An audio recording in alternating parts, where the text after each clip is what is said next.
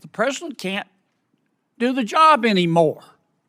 I know you're loyal folks. You believe in your president, this president, whichever president. I'm speaking hypothetically. You're loyal. You want to be a good staffer, but you also have a moral obligation. How do you reach that decision, Professor? And I'll go to each of you. Well, so you've all been staffers. Suppose you go to everybody you're supposed to go to, and they all say, my advice to you is to shut up. Do you have a moral obligation as a staffer to say, look, this person can't be president of the United States. It isn't policy. He physically can't do it.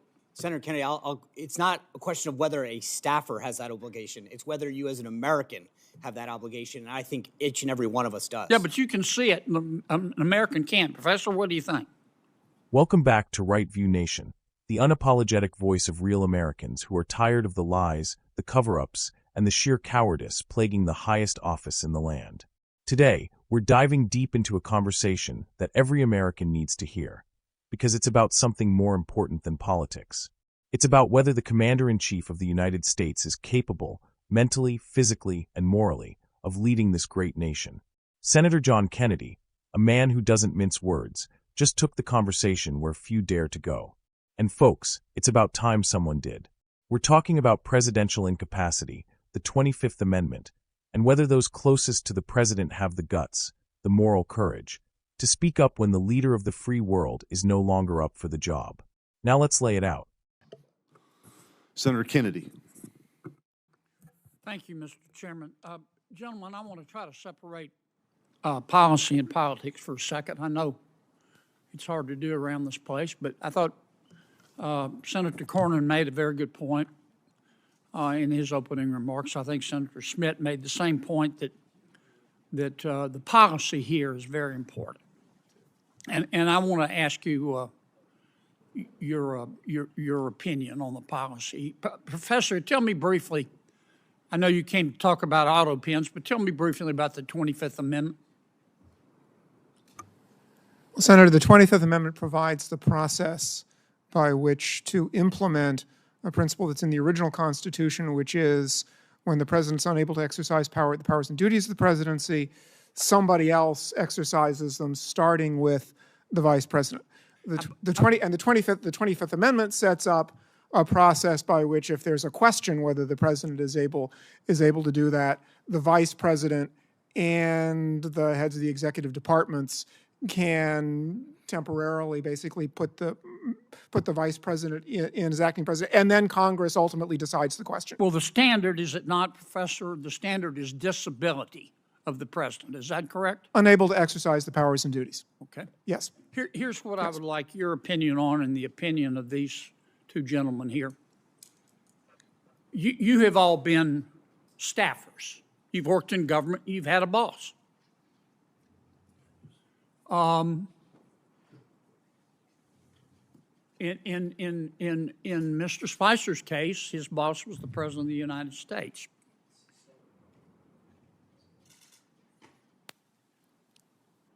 Let's suppose the President, you were using your experience as a staffer. You were working for the President, any President. Hypothetically a President. And let's suppose the President started talking like he was from outer space.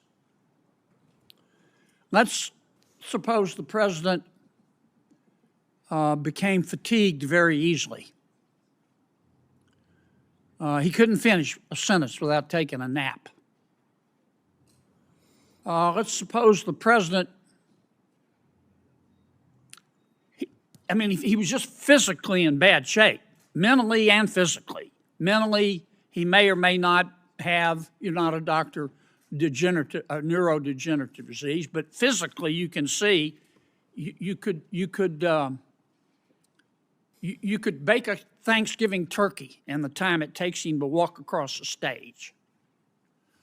What do you think, as a member of his staff, what do you think is your moral obligation to say, wait a minute, the president can't do the job anymore?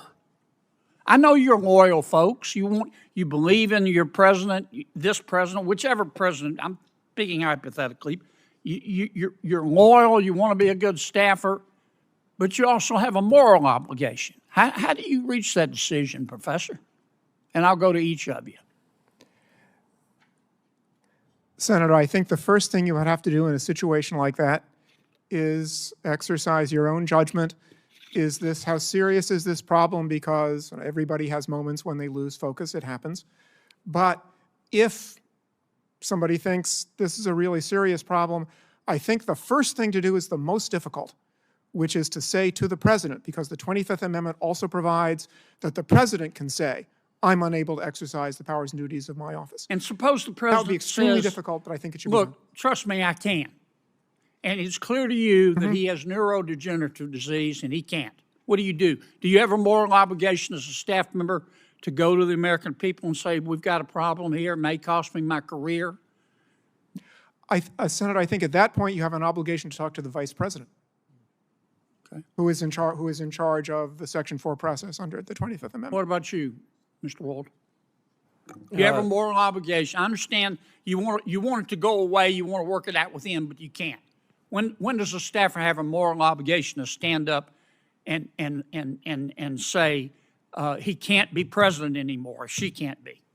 Well, Senator, the 25th Amendment only works if individual staffers or officers of the United States exercise that kind of moral judgment. That's what I'm asking you. Yeah, so, I mean, I think always, as the professor said, I mean, the presidency is an enormous burden, so it would be not one instance, it would have to be several instances of a failure to exercise judgment. Okay, how do you make that decision? You're the staffer, I get it. Yeah, well, I think it begins with prayer, of course, but after that, I think it's conversation with other staffers, and if you're unable to confront the president or to raise the issue with the vice president, you should resign. What about you, Mr. Spicer? Do you stand up and do it and tell the truth and run, or do you have a greater obligation to your boss? Well, luckily, I didn't have that problem. But I would say that you have a moral obligation as an American, as a citizen, as a human being. If the leader of the free world cannot conduct themselves to make the decisions that are critical to this country and to the world, you absolutely have a moral obligation to follow the chain of command. And if they don't act, then you must. Do either of you gentlemen disagree with that? Professor? Senator, I think acting means talking to the people who have the responsibility or in a position under the Constitution to do something. You don't about the agree with situation. Mr. Spicer? Senator, I'm not sure exactly what he has in mind, other than talking to the people who can make the decision. I'm just trying to ask, you've all been staffers. Suppose you go to everybody you're supposed to go to, and they all say, my advice to you is to shut up. Do you have a moral obligation as a staffer to say, look, this person can't be president of the United States. It isn't policy. He physically can't do it. Senator Kennedy, it's not a question of whether a staffer has that obligation. It's whether you as an American have that obligation, and I think each and every one of us does. Yeah, but you can see it. An American can't. Professor, what do you think? Senator, I think there are situations under which someone in that position should speak publicly, but I also think that the views of a single individual who is not the person who is constitutionally responsible for taking measures should be considered by the public as just the views of of one individual who has some information about the subject. Thank you, Mr. Chairman. Thank you. Senator Tillis. Kennedy poses a hypothetical, but let's be honest, we all know who he's really talking about. Picture this. A president who can't finish a sentence without dozing off, who sounds like he's speaking from another planet, who moves so slowly you could roast a Thanksgiving turkey by the time he crosses a stage. This isn't a joke, folks. This is the real-world image of weakness being projected to our allies and our enemies. Kennedy asked the hard question that most of D.C. is too spineless to confront. What is the moral obligation of a presidential staffer when the president is clearly no longer fit for duty? Not just legally, morally. Because here's the uncomfortable truth the left doesn't want to admit. Loyalty to a man or a party does not override loyalty to the Constitution and to the people of the United States. And the answers he got, let's just say they varied. Some talked about protocol. Some talked about going through the chain of command. Others threw in a little prayer. And believe me, they'll need a lot of that if we keep heading down this road. But only one answer stood out. You have a moral obligation as an American to do what's right. Period. Now let's be real here. If the president is mentally slipping, physically deteriorating, and the staff around him knows it, but chooses silence, they are complicit. This isn't about party politics anymore. This is about whether the most powerful position on earth is being occupied by someone who is simply not there. And the media? Oh, they're playing their usual role, silent, compliant, and complicit. They cover it up with euphemisms. He's just old. He has good days and bad days. But you and I both know what's going on.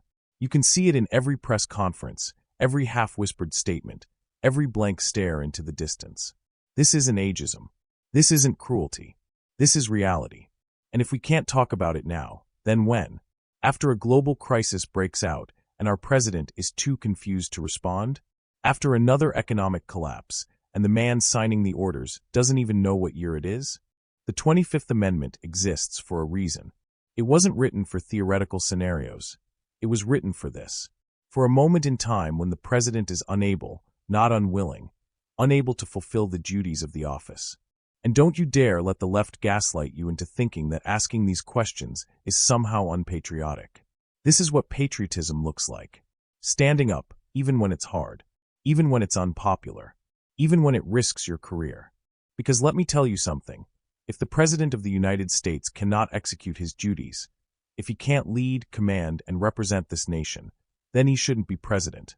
That's not radical. That's responsible. To the staffers out there, yes, you, working in the shadows of the White House, keeping your heads down and hoping nobody notices what's going on. This is your wake-up call. Loyalty to the man sitting behind the resolute desk ends where your duty to the Constitution begins. History will judge you, not for your silence, but for your failure to act.